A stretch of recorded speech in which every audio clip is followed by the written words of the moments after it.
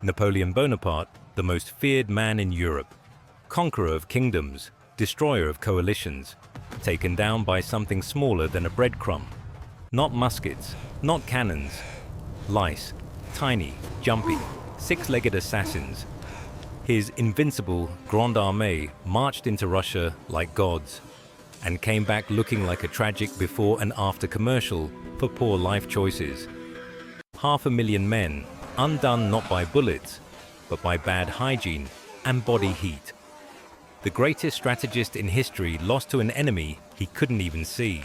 Because sometimes the deadliest weapon isn't on the battlefield, it's in your underwear.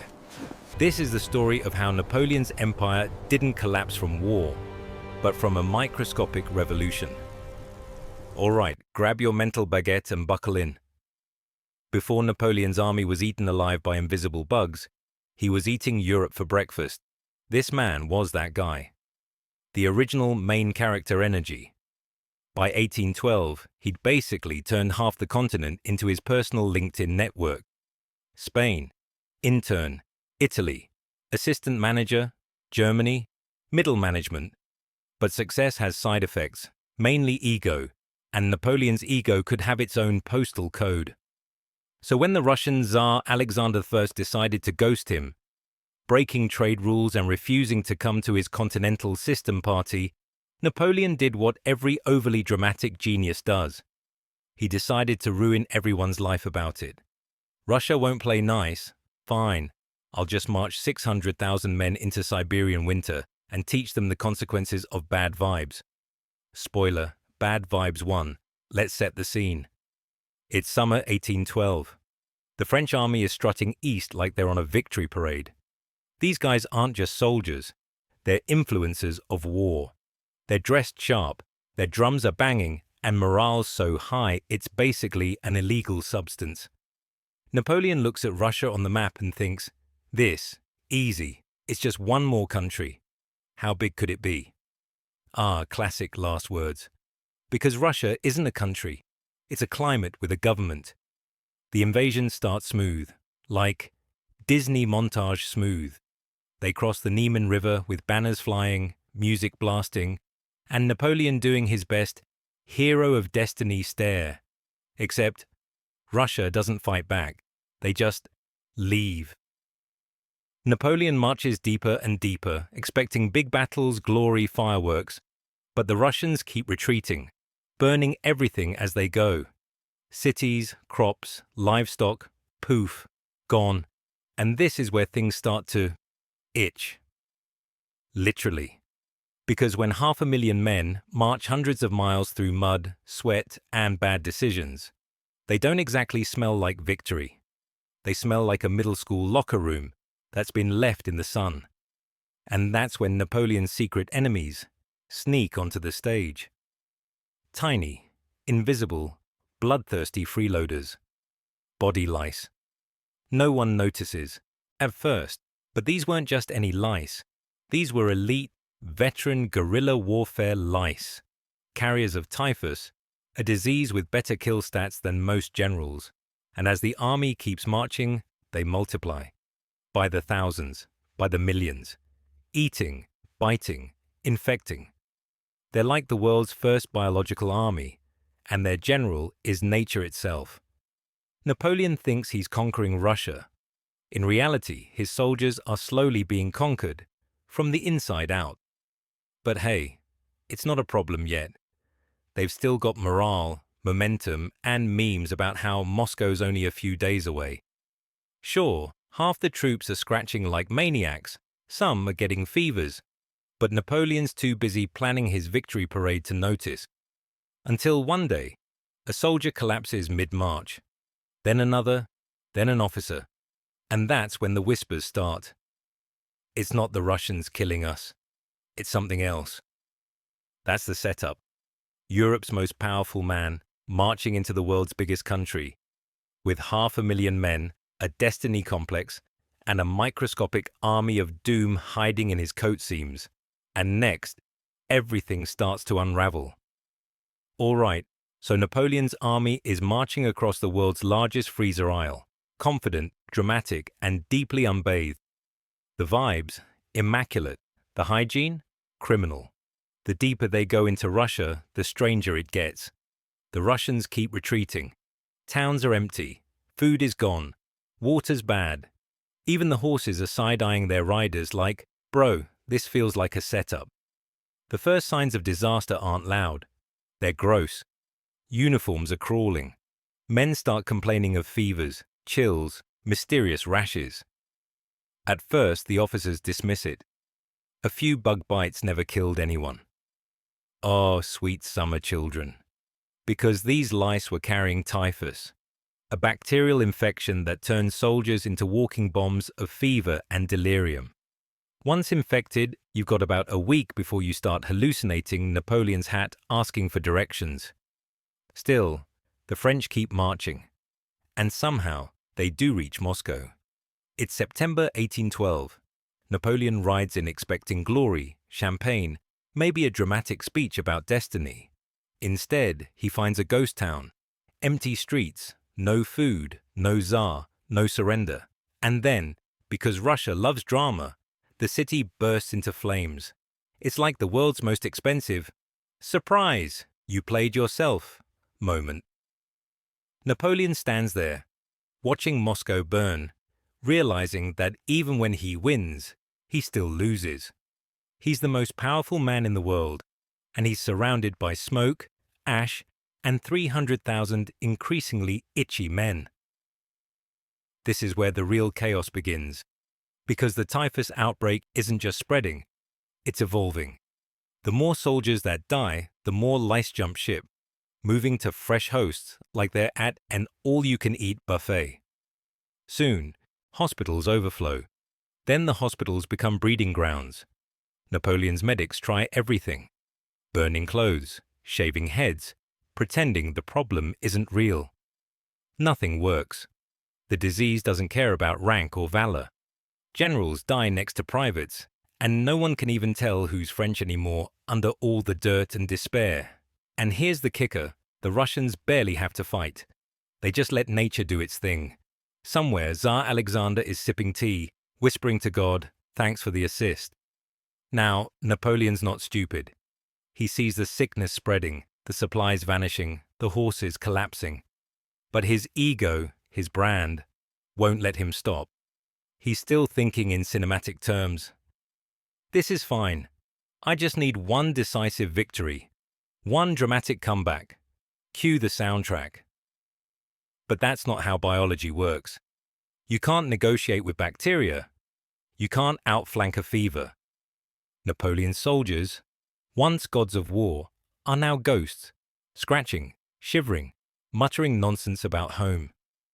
Marching turns to stumbling. Formations fall apart. It's like the world's most depressing TikTok transition, from "we're invincible" to "we're soup."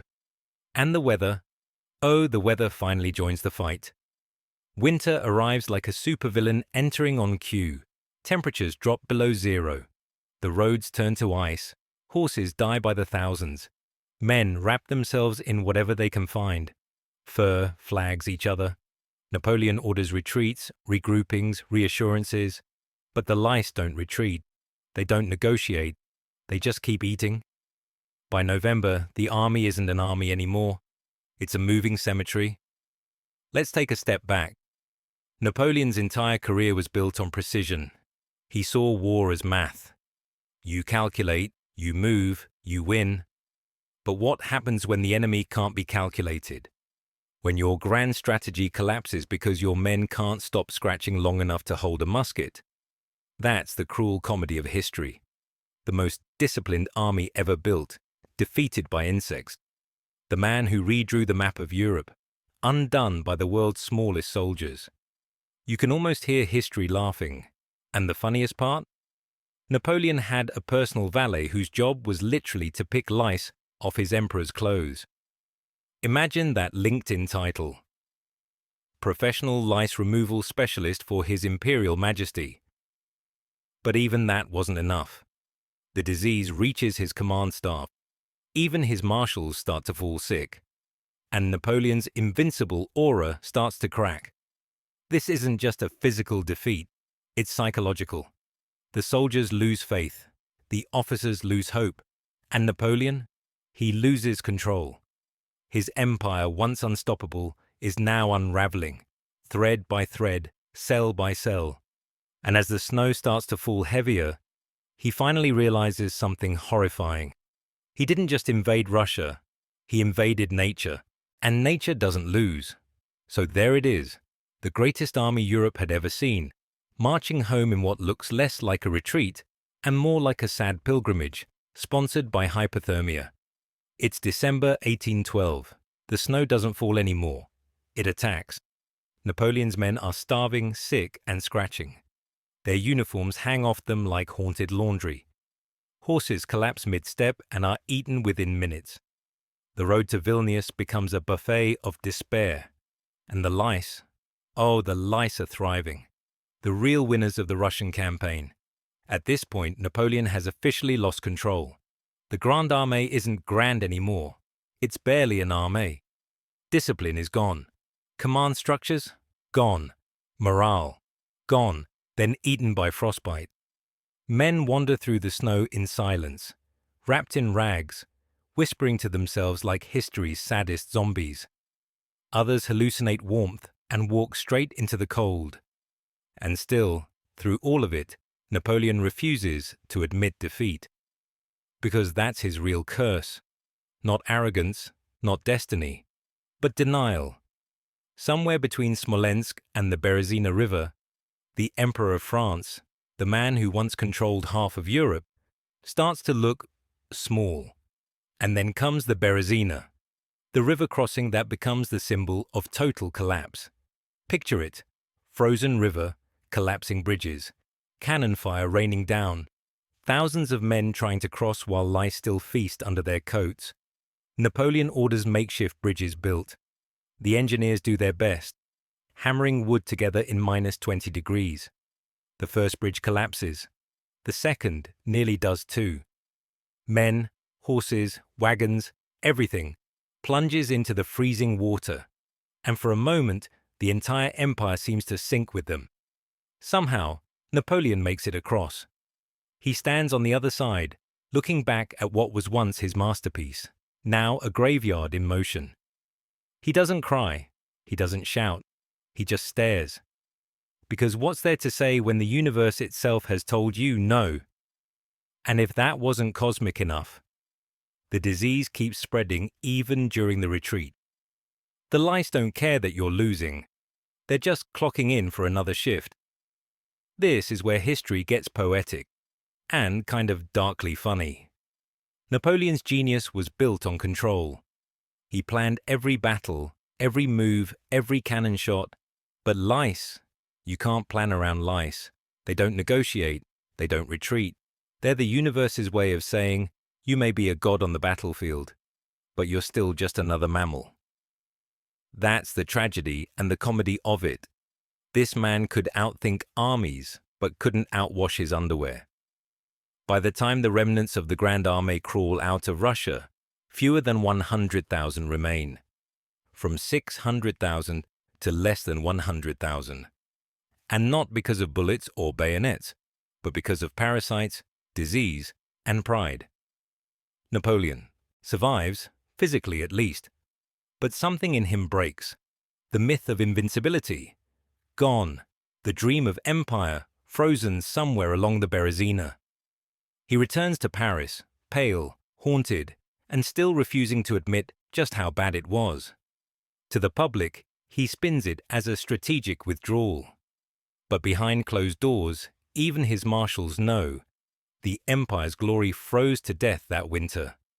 And in the irony of all ironies, the same man who crowned himself emperor of the world now can't even crown himself with a clean hat.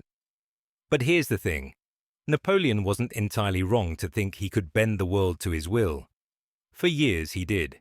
He rewrote maps, toppled monarchies, and terrified Europe into modernization. He believed himself chosen by fate, but maybe fate had a sense of humor. Maybe the same destiny that made him untouchable decided to humble him. One itch at a time, because history loves irony. And what's more ironic than an emperor defeated by bugs? The lice didn't just win a battle, they changed history. They broke the French army's momentum, destroyed its morale, and turned Europe against its greatest general. Without the Russian disaster, there's no Waterloo, no exile, no final downfall. A few parasites, smaller than a sesame seed, took down an empire. And yet, somehow, there's something beautifully human in that.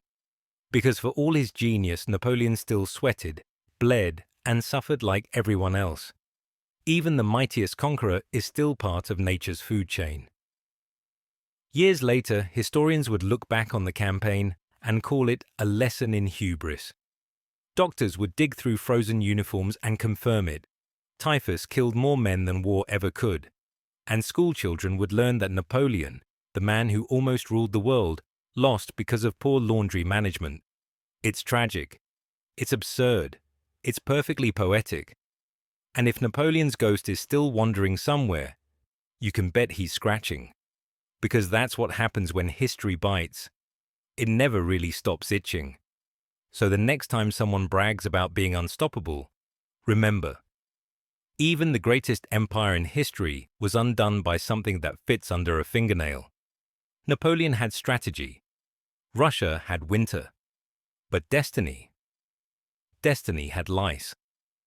And that's the story of how the smallest enemy in history delivered the biggest punchline of them all. So, that's it. Napoleon Bonaparte, the man who outsmarted Europe, redrew the world map, and built an empire out of pure willpower, taken down by lice. It's one of those endings that sounds made up, right?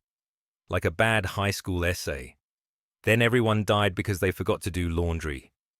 But nope, that's world history. And honestly, it's kind of perfect. Because if there's one thing Napoleon's story teaches us, it's that no one, not even the biggest, boldest egomaniac in history, is immune to reality. You can plan for armies, logistics, politics, but you can't plan for itching. In the end, it wasn't betrayal, or luck, or even bad strategy that destroyed the Grande Armée. It was nature reminding humanity who's boss. And nature apparently fights dirty. Think about it. The greatest general of his time, maybe of all time, beaten by creatures smaller than the period at the end of this sentence. That's not just irony. That's karma with a microscope. Napoleon once said, "Impossible is a word to be found only in the dictionary of fools." Pretty bold for a guy who got owned by bacteria. But that's what makes his story so timeless. It's not just about ego. It's about the thin line between control and chaos, between thinking you're the master of destiny and realizing you're just another organism trying not to die in the snow. Every empire eventually learns that lesson. The Romans had lead poisoning. The Mongols had the Black Death. And Napoleon, he had the personal hygiene of a dorm room in finals week. It's kind of comforting, though, because history isn't just shaped by kings, generals, or politicians. It's shaped by everything they forget to notice. The weather, the microbes, the stuff they thought didn't matter. In a weird way, it makes the whole saga more human. Napoleon wasn't a god. He was a man who scratched his neck and kept marching because he couldn't imagine a world where he didn't win. And when that world finally arrived, cold, empty, crawling with invisible enemies, he learned what all great men eventually do. You don't conquer history. You just rent it for a while. And the rent always comes due. So next time you're feeling unstoppable, maybe take a shower. Because the universe loves balance. And nothing humbles greatness faster than a microscopic punchline. Napoleon lost to nature. And the rest of us? We're still just trying not to. Maybe that's the real morale of the story. Empires fall, armies crumble, legends fade. But irony survives everything. After all, Napoleon didn't lose to another general. He lost to the human condition, to dirt, disease, and denial. The kind of enemies that never march, never negotiate, and never lose. And that's why his downfall still hits so hard. Because it's not just his story. It's ours. It's every moment in history where pride meets biology and realizes biology always wins. Or, to put it simply, in the end, Napoleon didn't lose to Russia. He lost to laundry. Because sometimes the smallest things in life, the ones you ignore, the ones you can't even see, turn out to be the ones that write history's biggest punchlines. And if that's not poetic justice, then history really does itch for a better sense of humor.